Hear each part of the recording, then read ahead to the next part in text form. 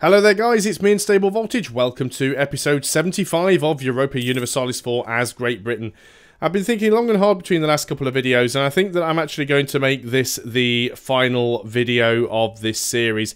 As I said a couple of episodes ago, I've done everything that I wanted to do, which was mainly forming Great Britain and integrating France, and being able to do that was fantastic. I could go to war with Spain and try and take more stuff, but I think we've done quite well. We've got a fairly decent establishment of colonies and trade down here in Asia and Australasia. I'm top on score by a long shot. I've got the most money, I've got the biggest army, and to be quite honest, it's been getting pretty boring. I'm sure it's been getting boring for you guys to watch because I've not been going to war an awful lot. I mean, as you know, if you watch my stuff on a regular basis, I'm quite passive and don't war all that much as it is. But I've got to the point now where even I'm getting bored of playing this particular campaign just because there isn't really an awful lot to do, and there's some far more interesting stuff that I can do. Instead of always playing as the big powerful countries like Castile and France and Great Britain, you know, playing as something like a small one province minor, or you know, I know some people have suggested that maybe I should do something over in the east and maybe play as like Japan or Ming or, you know, Korea, something like that, which is not a bad idea. It'd be nice to try and do something like that. Also, there's quite a lot of other games that I'd like to play as well. I mean, there's other strategy games out there that I'd love to cover on the channel, and just haven't really had a chance to do so yet. So we've got a couple of old provinces. Provinces are the wrong religion, so we need to change those. What do we want to do? Do we want to pass this? What would we get? We'd lose some missionary strength, but cheaper tech cost, but we'd lose tax for cheaper stability. No, we don't need that. Well, it is the abolition of slavery. I guess we should, because we'll get some new trade stuff from some of our African provinces. Because now the price of slaves just drops anyway, so there's no point keeping them. So many things popping up. Unknown will be producing cane ore. Awesome. Britain gets claims on Brunei. Oh, let's just ignore the demand. It's the trade company just getting upset again. Unknown will be produced. Well, these are all the provinces that used to be producing slaves. We don't know what they're going to be producing just yet. So, we still have some high liberty desire. Again, we know that's mainly caused by the annexed subjects. What have we got going on here in terms of that? Where is it now? That looming disaster. Has it gone away? Yes, because all of our overextension has gone away. So it's 74% now. So another 26 months of plus 10% overextension, we would have a civil war. I'm kind of hoping that we can just get up to 75 legitimacy just before the end of this episode, just so that we can say, yep, we're out of the danger zone and it is all good. Actually looks like Hainaut lost a bit of their land. I'm sure they used to have a few more provinces down here. And we have a call to arms. Muscovy. Muscovy wants to go to war against somebody random that I don't really care about. So who are we at war with now?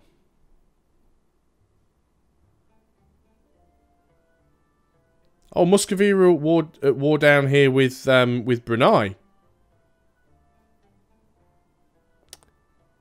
Interesting. Is this our land? No, so I don't care about that. But grabbing stuff from Brunei, now that excites me. Unfortunately, all of my heavies are home. Let us go and put you guys on the boats. Now, can we get across here quickly without him coming and trying to sink me with his lights? Hopefully, if we're quick, because he just seems to be concentrating on blockading. Right, that is good. Let's group you guys up. Let's give you guys a military leader. Give you the guy with maneuver. He doesn't seem too bad. And let's go around here and just start sieging out crap that belongs to Brunei. So I think this is the guy that Muscovy's actually at war with. No, Brunei is the war leader. Interesting.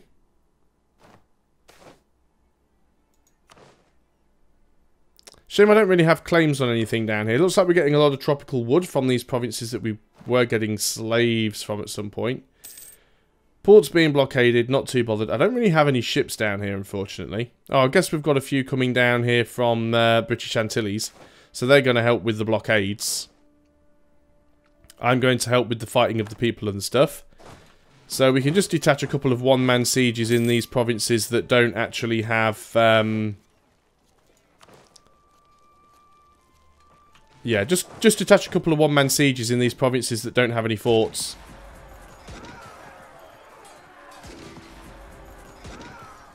And this war will be over very, very quickly. So we should be able to move into there. Nope, we can't move into there. So we'll group you all together and you can move into the province. Yeah, you can't get into there. So all move in there. That's fine. No, I don't want a alliance with you, Alsace. I'm not sure why you keep asking. Obviously, we could have the Siege General here. The Siege General would be slightly better, but I think we'll be okay for now. Leave those guys there. They'll be fine. Don't think we're really in danger anywhere. Another colony has become self-sustaining. Which one exactly? This one? Surely that already was a colony. This one. Add you to the trade company. The problem you've got at the moment is trying to get off that island. But it seems safe, so let's go and dock up here. And we'll go and send colonists down there. Hopefully you're not going to run into too many enemy ships. Put you on board the boats. Get the boats out into the sea here.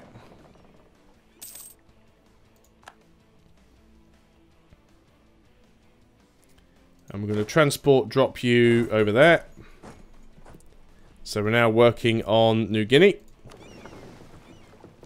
And you can go and dock down here in Australia where it's relatively safe. Now, how did that province get taken back? We want our army. And we just want 1 infantry. Don't think there was an adjacent fort taking it back, so I'm not too sure how that would have happened. So their ships have just come out. They have... oh, wow, they're just attacking transports. Well, I don't have any ships down here that could help.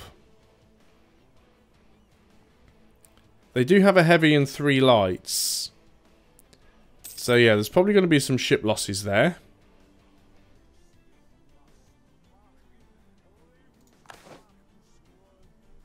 Trade efficiency drops a little bit. Looks like Muscovy are trying to land some troops down here, so... Muscovy are definitely trying to do something. Oh, they are actually losing a few ships there. They've actually lost 3 of their lights, but that heavy's probably just going to wreck the transports. I don't think they've got any real chance of dealing with that. I don't really have to want to waste manpower on Bruneian rebels, but we'll get rid of them as quickly as we can. Just ignore the trade companies because we don't really care all that much.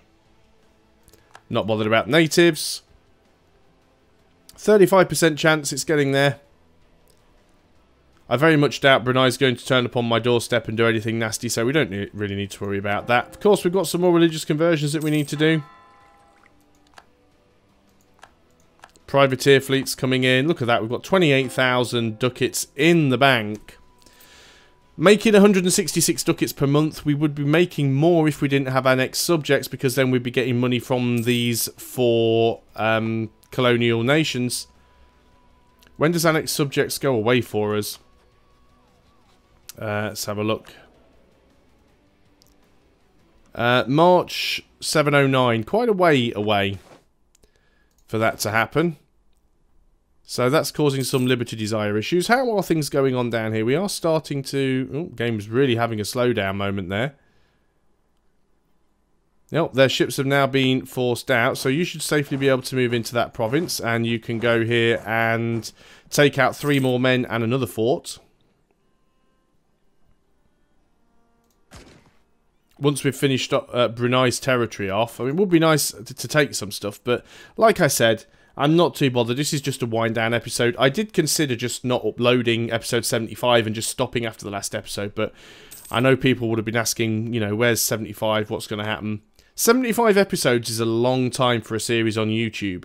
And I know it's not uncommon for series of EU4 to go up to 100 episodes or more, but the problem I find with EU4 is the fact that it is so sandbox in the terms that it doesn't actually have a win condition. So anything that you do in this game that you could consider a win is basically it's goals you set yourself. And once you've accomplished those goals, it's kind of like, well, there isn't really a lot of point now. Don't care about Portugal. Portugal can go and do one. Come on, Muscovy, why aren't you winning this war? Is it because I'm doing everything and you guys currently aren't doing jack? We're certainly controlling some provinces. They've got some hostile units around. I've got nothing up on here, but I could land some units down there. Again, I've been mainly clearing up those rebels for them, which isn't something that I want to try and do. And they've got some reactionaries, so they're actually trying to westernise. That's why they've got reactionaries, because they're westernising, or at least they're attempting to. Somehow, I don't think it is going to happen, though, somehow. Seems pointless improving relations with Savoy now. They're never going to get integrated, even if they do only own a single province. But as I said a couple of videos ago, the penalty at the moment for having annexed subjects and how much money I lose, even though I'm making a lot of money, so it doesn't really matter all that much. Where's come under the occupation of Brunei? Oh, they're sieging me down there, are they? Oh, good for them. But yeah, the penalty for actually having annexed subjects at the moment isn't worth integrating a single province for. So, okay, we've now managed to grab the rest of Australia. Let's start working on more of Papua New Guinea. The natives down this neck of the woods are quite rough.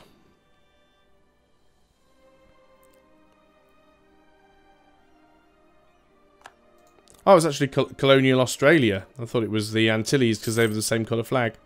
So, you guys, hopefully you're not going to get killed by the natives, but you're going to get on the boat. And that boat is going to drop you off over here. Hopefully. Almost at our military cap. Yeah, a lot of natives. Lose Diplo or lose admin. We'll lose Diplo because we've got plenty of it. We should win that fight. Yeah, there we go. The natives aren't so tough. So this guy's doing a lot of sieging.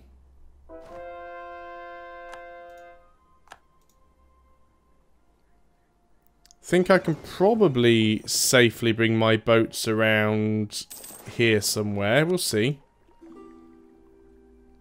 And we'll go and drop over here as soon as we can. Rebels crossing the borders. Well, I think those rebels have actually just killed their guys, so that's fine. That worked out nicely.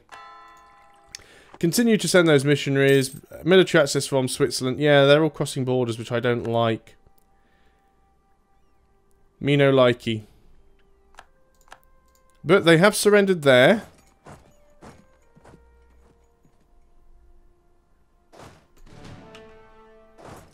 Looks like we're going to have to go and sort of follow these guys around.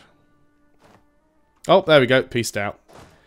No matter. Problem solved. However, we are going to have to go and deal with... did you actually take anything in that war, Muscovy?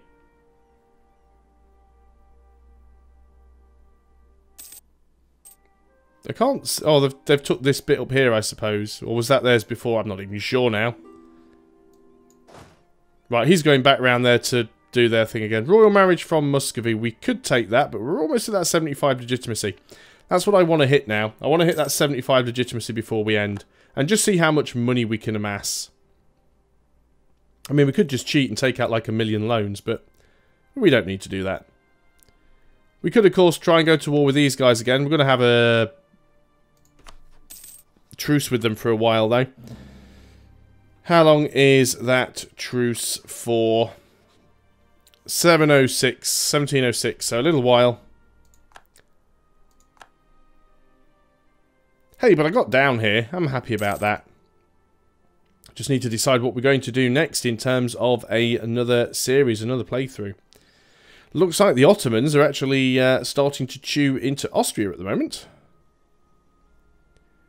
Which I suppose they're biting back. I mean, the Austria has taken quite a bit of what used to be Hungary. Right, what have we got going on and where? Will you guys stop that?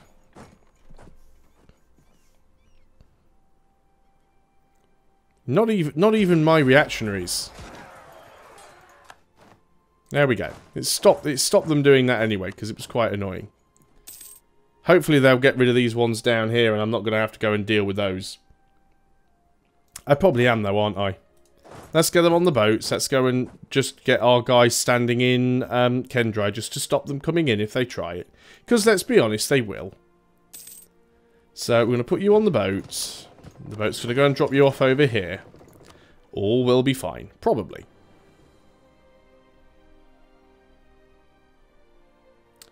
Let's have a little look at the world, because we haven't done that for a while. So there's a still big chunk of Muscovy that we haven't uncovered yet. But Muscovy is massive. Very surprised they never formed Russia. We're actually at a military cap, I've just noticed as well, looking up there at the top of the screen.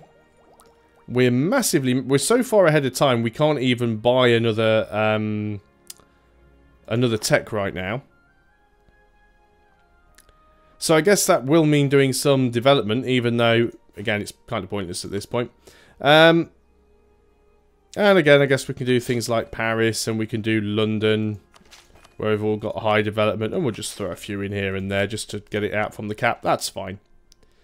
So Scandinavia formed, the Commonwealth formed, and the Commonwealth got very, very big. The Commonwealth actually took some of... well, the Commonwealth... This is great. The Commonwealth actually hold Constantinople. That is fantastic.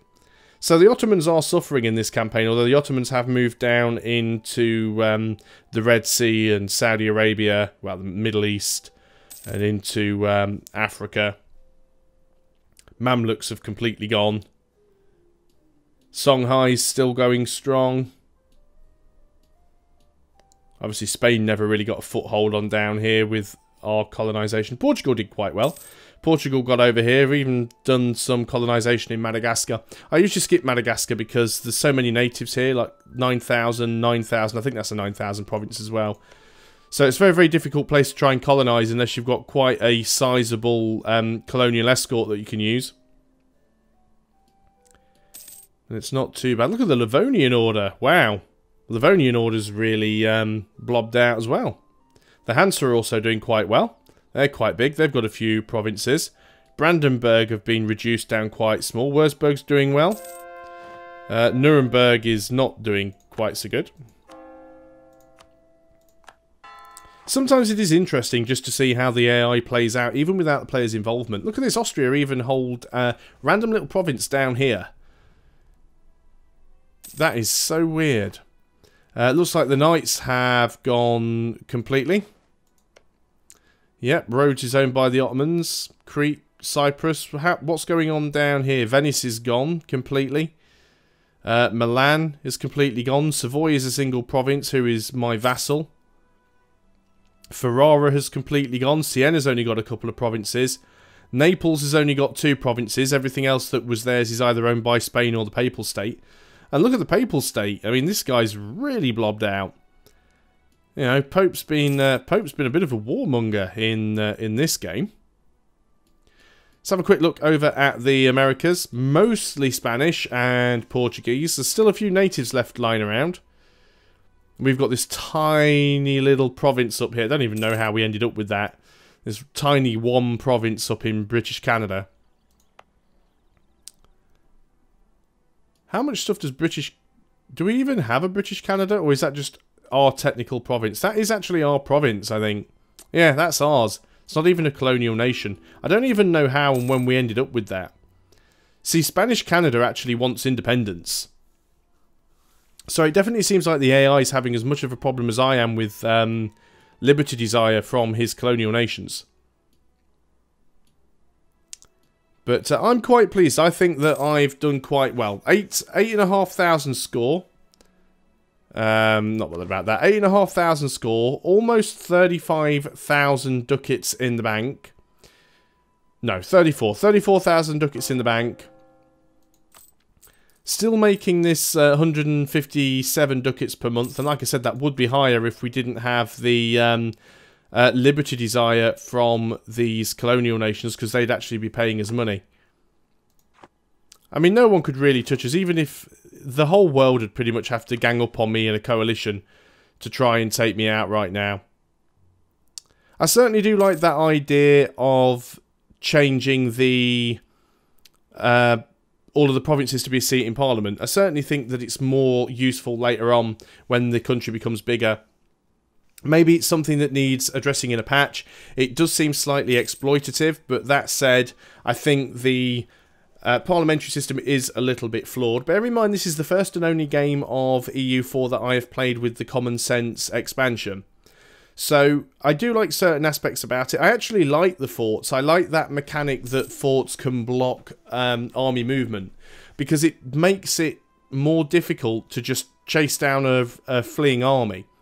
However, they need to make it more clear about the way that zone of control works. I know the way it's supposed to work. The way a zone of control is supposed to work is if you have a fort and somebody moves into a province within that fort's zone of control. So every province adjacent to the fort is in the zone of control. If an enemy army moves into the zone of control, the only options they have to move out are back the way they came or move into the fort.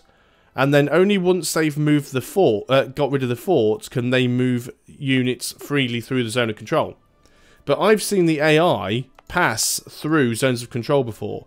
So whether it's just a case of the AI's cheating and can ignore the zone of control, or whether there's some weird things that goes on. I mean, like, for example... No, none of those are good. For example, if you have multiple forts that have a zone of control over a single province, do you need to siege out both forts to remove that zone of control? A lot of this stuff isn't made clear because the interface is actually quite messy. You know, if you've got one of your armies selected, you can see where the zones of control are around your forts.